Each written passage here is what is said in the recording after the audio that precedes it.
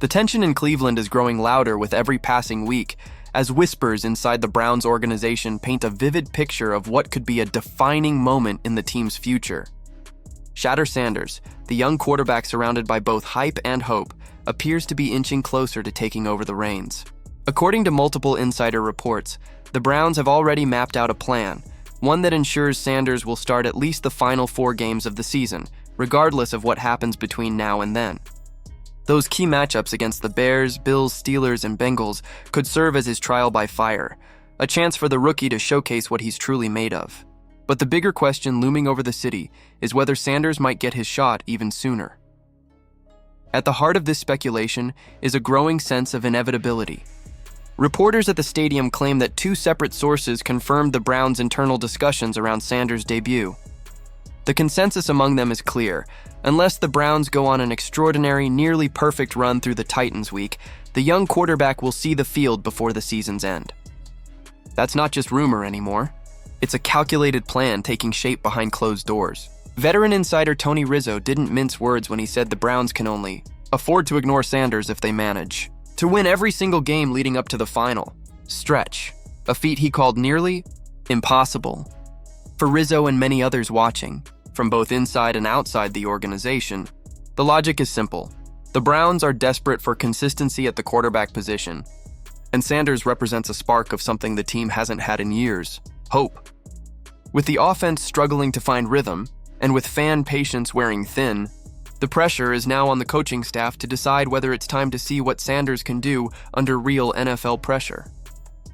Longtime Browns reporter Mary Kay Cabot echoed this sentiment, revealing that internal confidence in Sanders has been rising rapidly. She explained that several key figures within the organization are beginning to view him not just as a project for the future, but as a legitimate franchise quarterback in the making. Behind the scenes, his progress in practice has reportedly been remarkable, earning praise from coaches and teammates alike. Cabot emphasized that the Browns are walking a fine line between patience and progress, giving Dillon Gabriel the chance to prove himself while quietly preparing Sanders for the inevitable transition. Still, the pressure on Gabriel is palpable. The team's offense has been sputtering, plagued by missed opportunities and poor execution.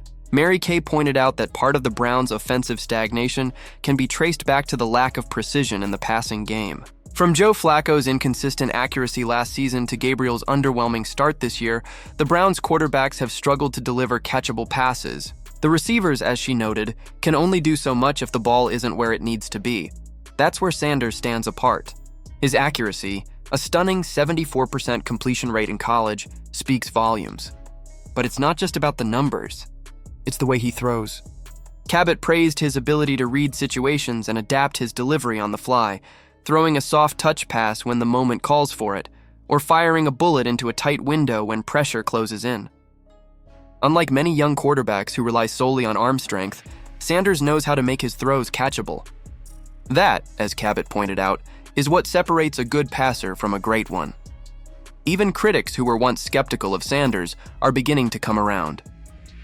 Tony Grossi, who had previously expressed doubts, has now shifted his attention to Gabriel's shortcomings instead.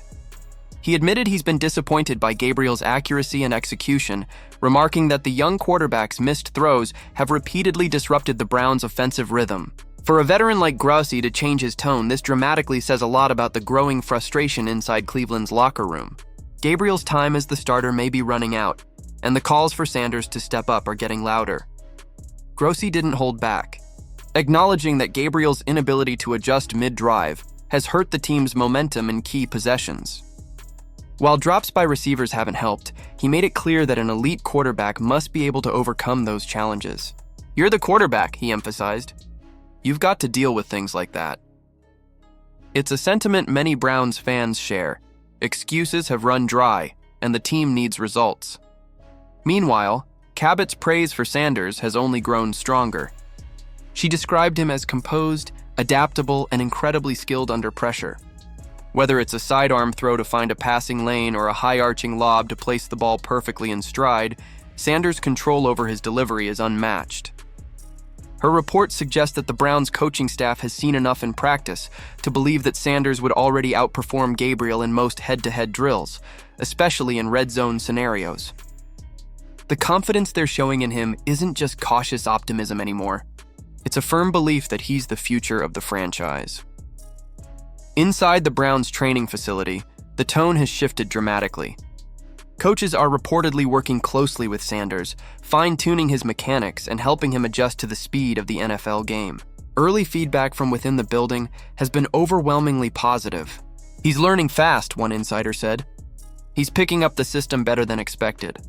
The Browns, who have cycled through quarterbacks for decades, may finally have someone who combines both the talent and the temperament to lead them into a new era. Yet, the decision isn't as simple as flipping a switch. Starting Sanders too early could risk exposing him to the relentless pressure of the NFL before he's fully ready. But waiting too long could stall his momentum and frustrate a fan base that's been yearning for change. It's a delicate balance, one that could define head coach Kevin Stefanski's tenure and the direction of the franchise. For now, Dillon Gabriel remains the starter, but it feels like borrowed time. Every game he plays without significant improvement adds more fuel to the fire. The Browns staff knows that once they hand the reins to Sanders, there's no going back. The franchise's identity will shift, and expectations will skyrocket overnight. But with every glowing report about Sanders' maturity, precision, and adaptability, the question is no longer if he'll start, it's when.